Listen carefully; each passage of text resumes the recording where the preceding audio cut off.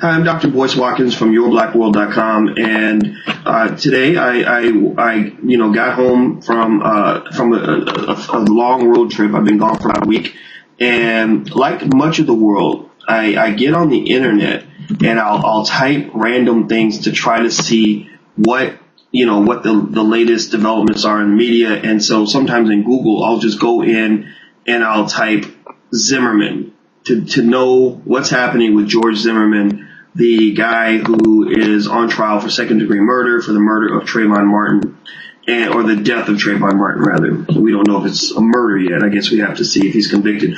So to understand what's going on and to really talk about some of the recent developments, I brought in Your Black World contributor and Chicago attorney Karen Wallace. And I want to start by asking Karen, how are you today? I'm fine, Boyce. Thank you. How are you? Fine. Now, I was one of those people who found himself angry when I heard that the judge in George Zimmerman's trial had granted him bail. I just didn't get it. I felt that to some extent it made a mockery out of the Sanford judicial system. I felt that it really it weakened the impact of all the work that people had done to even get him arrested in the first place. But, then I realized, okay, I'm not an attorney. And, I need to talk to a lawyer about this and kind of get a legal perspective on this. When you heard about Zimmerman being granted bail, what goes through your mind as an attorney, or what went through your mind when you got that information?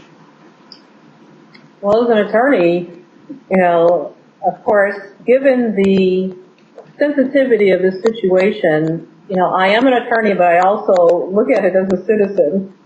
And just from an emotional standpoint, my gut reaction was, I cannot believe this man was granted bail, especially, at such a low level, such a low amount. So I was pretty appalled, but I had to think about it from a legal perspective and actually spoke with some of my colleagues, one in particular, a brilliant attorney here in Chicago, Manati Jenkins. And, we have to look at it from a legal standpoint, and we looked at the fact that typically when it comes to situations involving setting bail, the judge will look at whether or not the defendant is a flight risk. And in this situation, that had to have been the judge's primary consideration.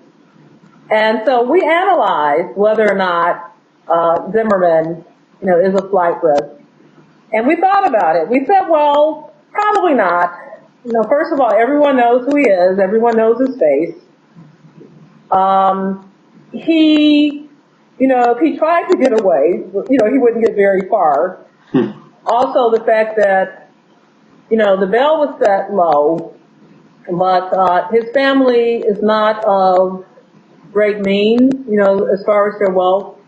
So it's not unusual for a judge to, perhaps consider that, because the idea is to allow a defendant, to be able to set bail if the judge feels that that person is not a flight risk.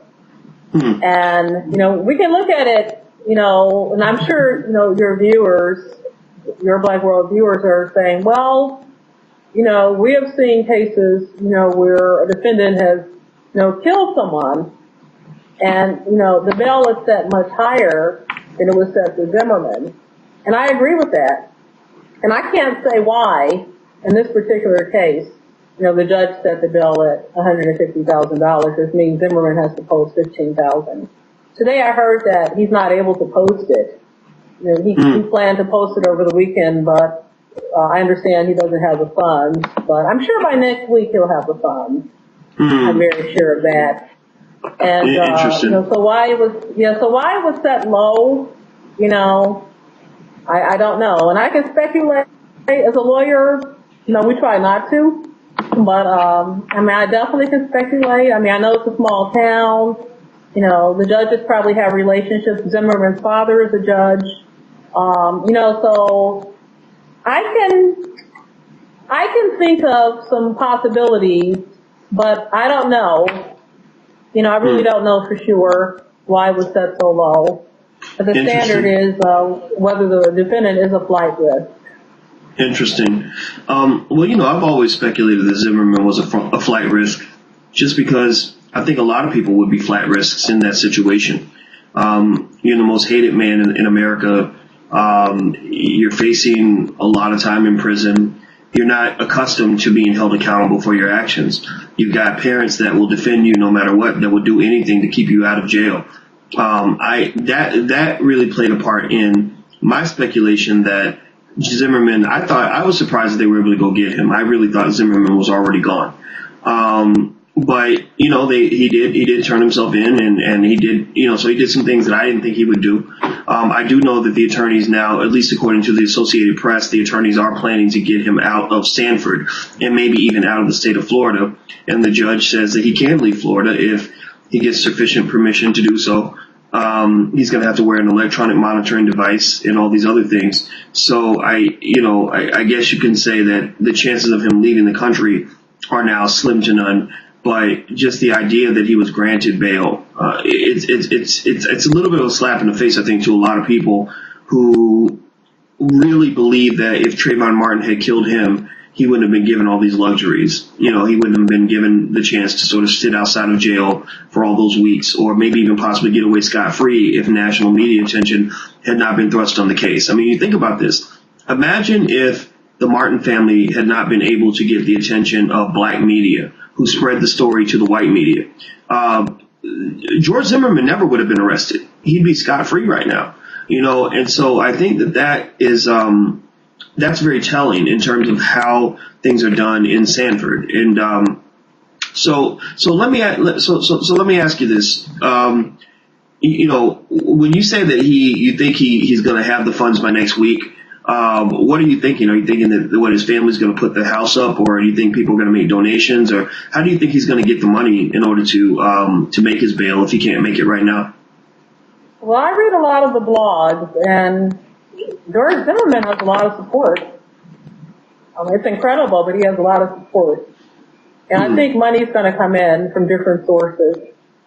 No, that's my feeling. Why do you think he has support? What do you think is the source of this support for Zimmerman? I think it goes to the fact that in our country, the value of African American life is very low. Of course, not with respect to everyone, because there are many people, of different races who feel that a great travesty was done when George Zimmerman was not arrested, for all that time. But there is a large segment of the population who feels that George Zimmerman was probably defending himself. And from my perspective, you have this kid, who has candy, he has iced tea, he's in his community. I mean, he's living there, at least at that time, doing nothing wrong. And I don't see how anyone could possibly say, that George Zimmerman had any right whatsoever, to kill this young man. But there are people who feel that, Zimmerman may have been within his rights. And I think it's perception. And I think that, when we live in a society where, African American young men, are viewed negatively, and which is really historic in our society, it's not getting any better. I think that just by virtue of being a young African American male in this society, there is going to be a segment of our society who always looks at a young African American male suspiciously. And it's no rhyme or reason to it. It's the way things are done here. And, if people are in denial about it, I feel bad for them, but that is the reality. That is truly the reality. And I think absolutely. That is why. Yeah, I agree with you. It sounds like our audio's getting kind of crazy, so I'm gonna go ahead and end the interview. So I apologize to people that are hearing this crazy background noise that I'm hearing. But I want to say thank you so much for your time, Karen. I really appreciate it. Welcome. And thank you all for checking us out at yourblackworld.com. And until we meet again, please stay strong, be blessed, and be educated. We are gone. Peace.